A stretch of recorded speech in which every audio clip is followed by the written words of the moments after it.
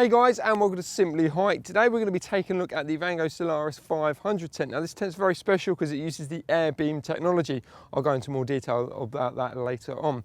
Right, so the pack size is 70 centimetres by 38 centimetres by 36 centimetres. The dimensions are 470 centimetres by 320 centimetres, and it has a head height of 200 centimetres, and it only weighs 18 kilograms. So let's take a closer look at the tent now, shall we?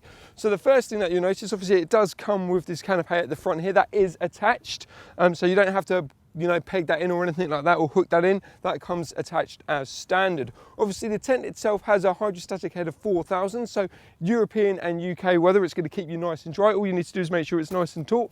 Shouldn't have any issues. What you will notice on the actual doors themselves, obviously you've got a front entrance and you do have this side entrance. They are mesh lined as well, so in the evenings and in the mornings, if you obviously want to let the air in but you don't want to let the bugs in, have that all zipped up, and with the mesh that's just going to enable nice cool ventilation, but it's going to stop any nasty bugs coming in. So what you'll notice as well, it does have, even though it's got the AirBeam system on it, it does have a very traditional style and a traditional feel to it. So you've got ventilation ports in obviously either side and as well as on the back here, which is obviously covered up by this section here. Yet again, that all ties in nicely with the guide ropes.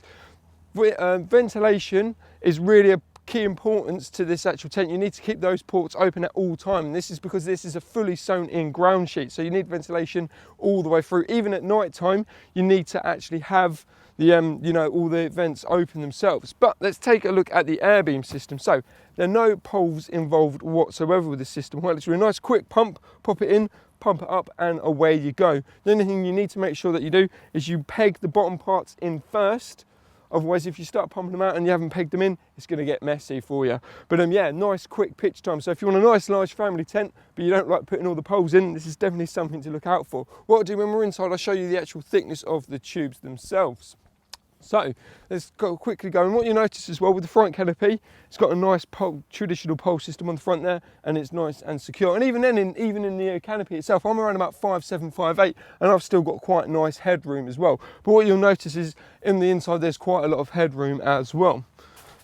As you can see, it's quite big inside. So as I say, 5'7", 5'8", so even if you're around about 6 foot or maybe just under, you shouldn't have any issues whatsoever in here. Let's take a look at the actual living or the sleeping area first, shall we? On the back here, this whole back system is one mesh section. Now that's just due to the fact that because it's a sewn in ground sheet, you need all the ventilation as possible. So having that is just going to cause nice breathability. If the cameraman steps in as well, obviously you've got a divide, which is very traditional in most tents, but you can actually adjust it as well. So if you want to make one side section longer than the other, just using the toggle system enables you to do so. Little features like that which really stand this tent out. Obviously you do have two door entrances as well. They're all stored on here as well, which is a nice little feature. So yet again, you don't want to have all of that in, all that out and about. You can tuck them in there until night time, zip it up, and away you go. The doors as well feature in the top section a nice mesh section. That works with the breathability as well of the tent. Now on the living space themselves, obviously you've got the nice mesh paneling. You can obviously have that up as one door, and then obviously you've got this nice window here. Now this is what they call a diamond clear window. So this is letting a lot of natural light in. What that also means is that all the folds and stuff, so when it comes to storage and you popping up the tent the next day or the next year, should I say, all the folds and stuff, sometimes they do go white or a bit yellow and discoloured, and that's just due to the creases. That won't happen with these windows. So that, as I say, that's a really nice touch. And what you will notice, you do have ventilation ports on the bottom there as well, so just make sure that they're open at all times.